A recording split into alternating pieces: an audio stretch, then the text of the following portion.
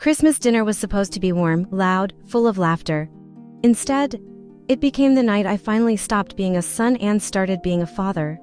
And it all began when my dad pushed my 9-year-old daughter out of her chair. The dining room in my parents' house in Cedar Falls was packed. 20 relatives squeezed around a long table covered in red candles and gold plates. My mother Diane was already on her 3rd glass of wine. My father Richard stood at the head of the table like he was hosting a business meeting instead of Christmas. My daughter Harper sat beside me, her feet swinging nervously under the chair. She had worn her favorite blue dress. She was excited all week. She whispered to me, "Daddy, do you think Grandpa will like my drawing?" I squeezed her hand and said of course he will.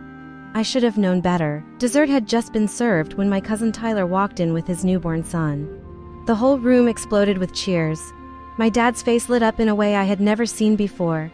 He stood up suddenly, walked around the table, and looked straight at Harper. "That seat is for my real grandkid." Before I could react, he grabbed the back of her chair and shoved it aside. Harper hit the hardwood floor. The sound echoed through the room. 20 people watched. Nobody moved. My mother raised her wine glass and muttered, "Oh, Richard, not now." But she did not stand. She did not defend her. Harper looked up at me, confused more than hurt. Her eyes were shiny, but she refused to cry. I helped her up slowly. I looked at my father. And I said 4 words, "We are done here." The room went silent. He went pale. "You do not walk into my house and threaten me," he snapped, but his voice was shaking. I did not raise my voice. "You just pushed a child to the floor because you do not think she is your real grandkid. That tells me everything I need to know. You see, Harper is adopted. My wife Emily and I brought her home when she was 3 years old. She had big curious eyes and a laugh that could fix a broken day. From the start, my parents treated her differently. They never said it directly, not until that night. But this was not the first time they humiliated her. 3 months earlier, at their anniversary party, my mother had laughed loudly in front of guests and said Harper is the sweet one but definitely not the smart one. Then she added she is our little dumb one. Harper was 12 at the time. She heard every word. What my parents did not know was that Harper had just received something in the mail. A letter with a red seal, a letter that would change everything. That night after Christmas dinner, as we drove home, Harper finally let the tears fall. "Daddy, am I not real?" I pulled over on the side of the snowy road. "You are the most real thing in my life," I told her. "And I promise you, nobody will ever treat you like that again." I meant it, and 2 weeks later, I made sure my parents never would. 2 weeks after Christmas, my parents hosted another party. This time it was bigger, louder, more important. My father Richard loved showing off. Business partners, old neighbors, church friends, even distant relatives filled their house. The chandelier glowed, the fireplace roared. My mother Diane floated around the room with her wine glass like she was royalty. Harper stood beside me in a navy blazer. Her hair neatly tied back, she looked calm. Too calm for a 12-year-old who had been humiliated in this very house. Emily squeezed my hand and whispered, "Are you sure about this?" I nodded. It was time. Halfway through the evening, my mother clinked her glass to get everyone's attention.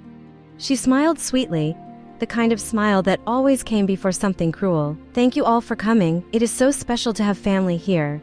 Especially the ones who will actually carry on our legacy." Her eyes flicked toward my cousin Tyler and his baby. Then she laughed. "Some kids are just born brilliant. Others, well, we love them anyway." A few people chuckled awkwardly, and then she said it again. "Our little dumb one is here tonight too." The room went quiet. Harper did not cry this time. She did not look at the floor. She looked at me. That was my cue. I stepped forward. "You are right, Mom," I said calmly. "Some kids are born brilliant." My father folded his arms. What is that supposed to mean? I reached into my jacket and pulled out a large envelope, thick, official. Harper walked up beside me. I handed the envelope to my mother. "Read it out loud." She looked annoyed, but opened it anyway. Her face changed halfway through the first paragraph. Color drained from her cheeks. My father grabbed the letter from her hands. He read silently. His lips trembled.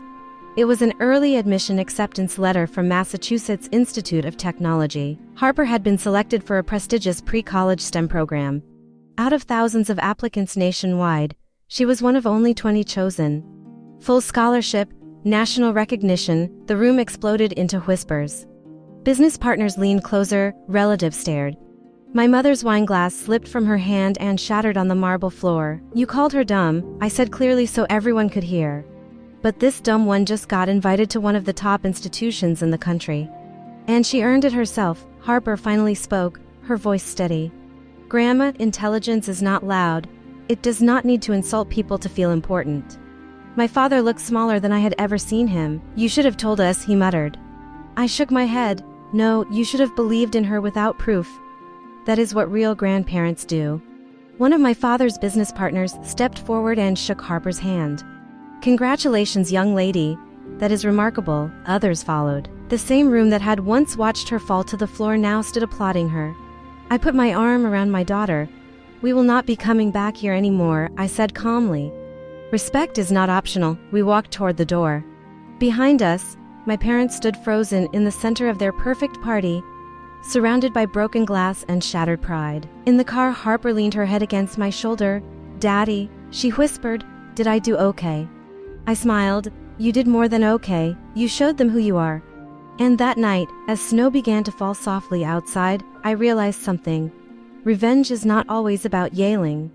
Sometimes it is about letting the truth speak so loudly that the people who doubted you can never ignore it again.